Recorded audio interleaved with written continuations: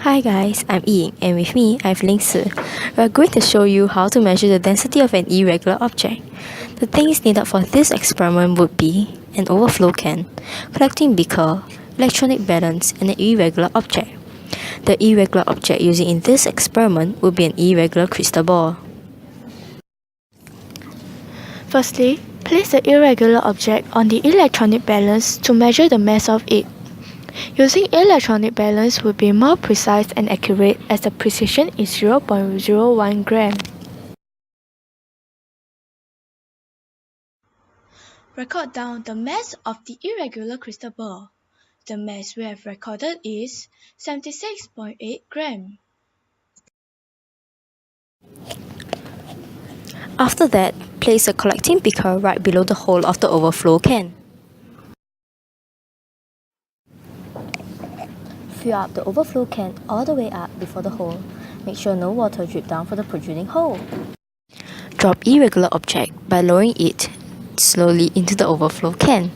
Water will flow out of the can and into the beaker.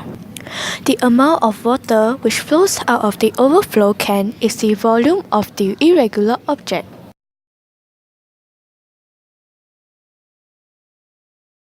Record the volume of the irregular object. The volume we have recorded is 30 cubic centimeter. After doing all these steps, use the formula density equal mass over volume. Hence, it will be 76.8 gram per 30 cubic centimeter. Thus, the density of irregular crystal ball would be 2.56 gram per cubic centimeter. Now, we are going to show you how to measure the density of a regular object. The things needed would be an electronic balance, vernier caliper, and a regular object. The regular object we have chosen would be a wooden block. Firstly, place a regular object on the electronic balance to measure the mass of it. Remember to press the button tar first so as to reset and correct to 0.00 grams.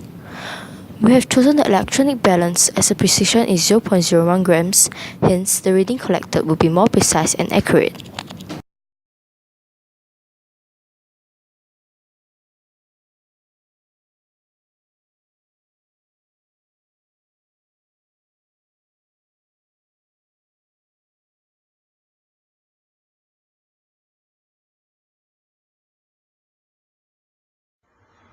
Record down the mass of the regular wooden block.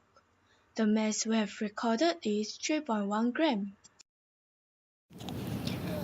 After finding the mass of the block, check that the vernier caliper has no zero error. In our case, our vernier caliper has no zero error. Use the vernier caliper to measure the length, breadth, and height of the block. Do take note to take readings from different positions of the block as the block may not be uniform throughout. Take the average of the readings. Use a calculator to find the volume of the block by multiplying the readings of the length, breadth, and height of the block. After doing all these steps, use the formula density equal mass over volume to find the density of the regular rectangular block.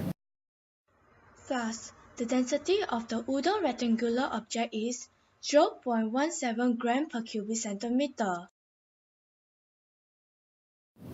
We are going to use the density method to find the purity of gold.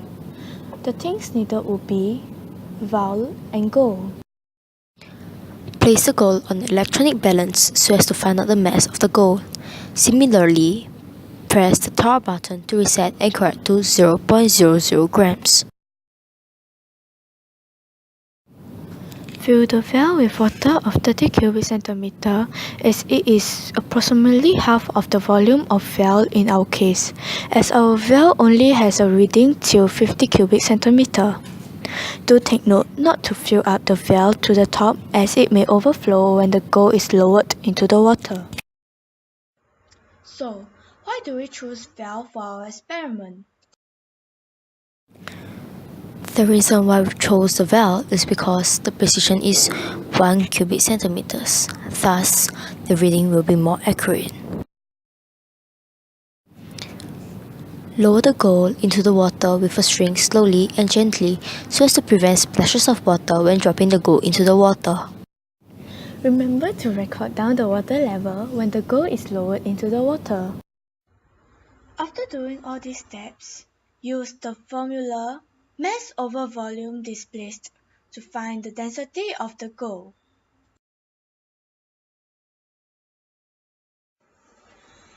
If the result is about 19 grams per cubic centimeter, the goal will most likely be a pure gold with a purity of 24 carat.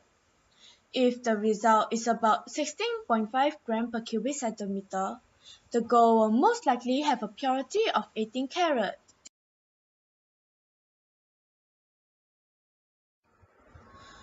If the result is about 14 grams per cubic centimeter, the gold will most likely have a purity of 14 carat.